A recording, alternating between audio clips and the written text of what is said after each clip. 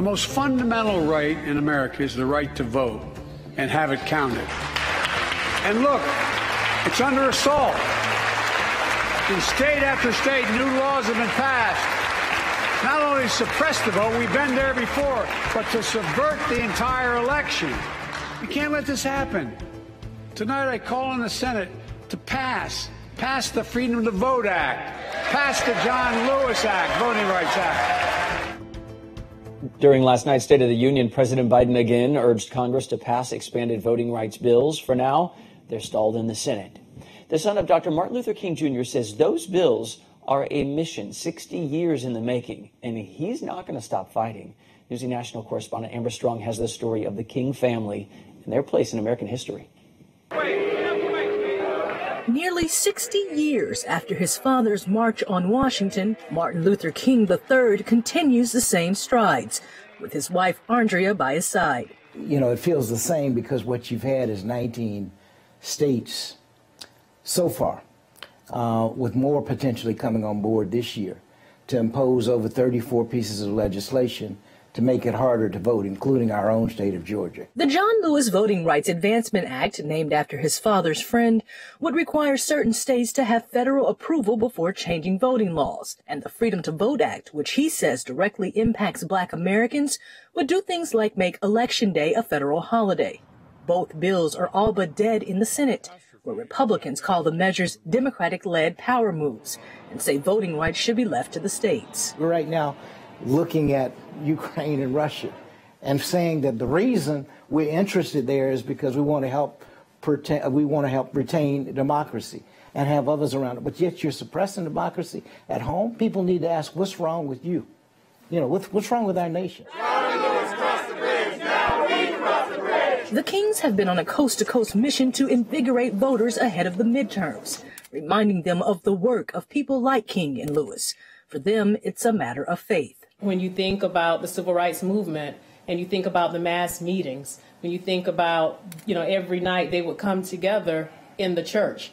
And yes, it was to get instructions for the next day, but most importantly, it was for them to have a moment to renew their faith so that they can keep going. That's what got them through, and that's what's continuing to get us through. And it doesn't stop with Mom and Dad. Our rights are on the line. The King's 13-year-old daughter, Yolanda, is also traveling the country speaking on a number of social justice issues. Yolanda King, young activist in the making. We taught her early on that being the granddaughter of Martin Luther King and Coretta Scott King is not something that makes her unique, but that's not what makes her special. What makes her special is it's the same thing that makes each of us special, which is who she is as a child of God. Being parents, education is front of mind for the Kings, especially when that education includes his father's words, often used to push concepts like a colorblind society. Are you concerned that your father's legacy and history within itself is sort of being co-opted right now?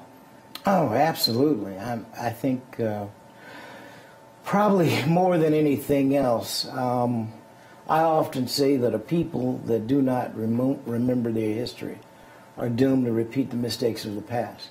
The problem is history is not being taught, and it has been an issue has been created that society has embraced, called critical race theory, which is a false flag, if you will. And what I mean by that is this initiative where you're going to teach certain kind of history. We need to know the history of everyone. Every ethnic group has made contributions to our nation to make it what it is. And you can't not teach something because it was cruel and bad. People need to know about that so that you do not repeat those mistakes of the past, as one perspective. The Kings say their push for voting rights legislation isn't dead, but simply deferred, not only here in their home state of Georgia, but across the country. And while the weight of his parents' legacy has been placed on his shoulders, King doesn't see it as a sign of pressure. They just wanted us and any of us to do what it is that makes us, fulfills us. Obviously, I was tremendously inspired by what I saw them do. And then I saw wrong as I was growing up in the world, and I felt compelled. Now I've got to do something. At some point, it's my turn to carry this baton, because what I do know is we have the ability to be much better than we are. Amber Strong, Newsy, Atlanta, Georgia.